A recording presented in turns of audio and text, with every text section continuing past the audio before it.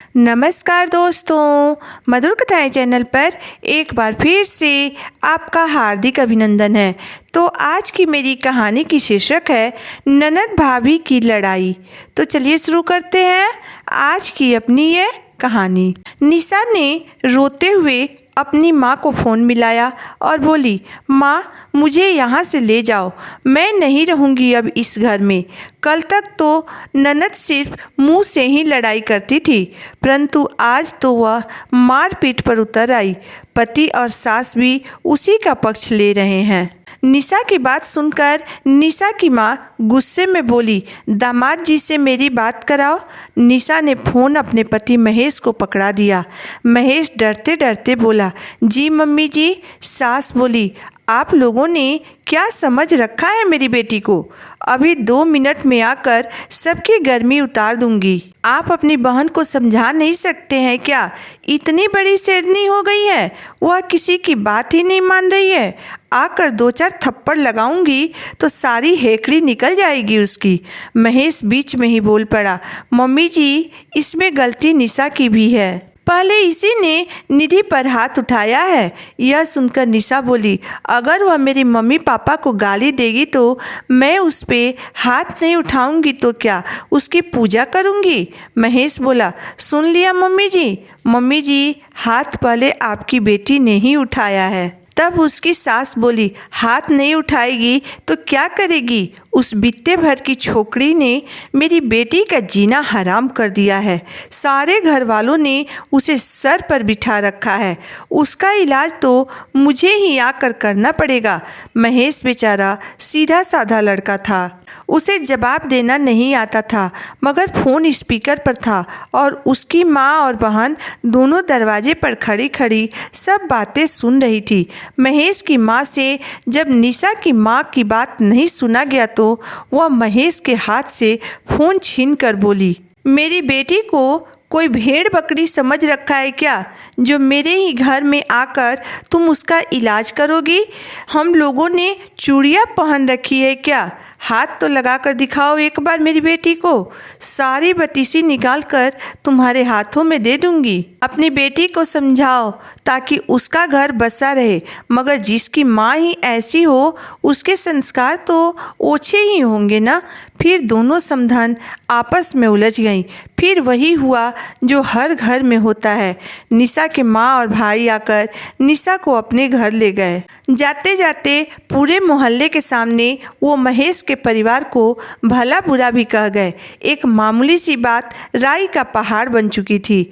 जब दूसरे रिश्तेदारों को पता चला तो वह भी दोनों पक्षों को समझाने की जगह सबक सिखाने की बात करने लगे। निशा का जीजा जो पहले से ही महेश को पसंद नहीं करता था, वह अपनी सास से बोला, मम्मी जी अब दोबारा निशा को उस घर में मत भेजिएगा और उन लोगों पर दहेज का मुकदमा ठोक दीजिएगा, फिर सबको नानी याद आ जाएगी। उधर महेश का जीजा भी निशा के भाई से अपना बदला पूरा करना चाहता था, क्योंकि शादी में निशा के भाई ने उसे शराबी कहकर धक्का दे दिया था। वह भी अपनी सास से बोला, मैं तो पहले से ही कह रहा था कि वह लड़की हमारे घर के लायक नहीं है। अगर दोबारा इस घर में आई तो आपके घर को तबाह कर देगी। उसे तलाक देकर अपना पीछा छुड़ा लीजिए। बाकी के रिश्तेदार भी रिश्ता तोड़ने की ही सलाह देने लगे। निशा और महेश दोनों के पिता नहीं थे और कोई बुजुर्ग व्यक्ति भी घर में नहीं था जो उन्हें सही सलाह दे सके। निशा अपनी ननद को सबक सिखाना चाहती थी, मगर रिश्ता तोड़ने के पक्ष में बिल्कुल भी नहीं थी। जब दोनों तरफ से तलाक की बात होने लगी तो वह घबरा गई। अपनी माँ से बोली, माँ यह क्या कर रही हो तुम? मुझे यह रिश्ता नहीं तोड़ना है। मेरे पति मुझसे बहुत प्यार करते हैं, मैं उन्हें नहीं छोड़ सकती हूँ। उसकी माँ बोली, बेटा अब बात बहुत आगे बढ़ चुकी है, मैं तुम्हें दोबारा उस घर में नहीं भेजूंगी। महेश को भूल जा, मैं तेरे लिए उससे भी अच्छा लड़का ढूंढूंगी। निशा अपनी माँ से ज़्यादा बहस नहीं कर सकती थी। वह माँ का गुस्सा जानती थी। उधर महेश की बहन निधि को भी पश्चाताप हो रहा था, क्योंकि उसकी वजह से ही उसके भाई का रिश्ता टूट रहा था। मगर बड़ों के बीच अब वह कुछ भी नहीं कर सकती थी। अंत में निशा ने हिम्मत करके महेश को फ़ोन मिलाया और बोली, क्या सच में तुम मुझे तलाक दे दोगे? महेश बोला, तुम और तुम्हारा परिवार भी तो यही चाहता है। निशा बोली, मैं तो तलाक लेना नहीं चाहती हूँ। निशा का जवाब सुनकर महेश खुश हो गया। वह भी बोला, तलाक तो मैं भी नहीं चाहता हूँ। निशा बोली, आप अपनी मम्मी और बहन से बात कराओ। फिर निशा के कानों में अपनी ननद निधि की आवाज़ सुनाई दी।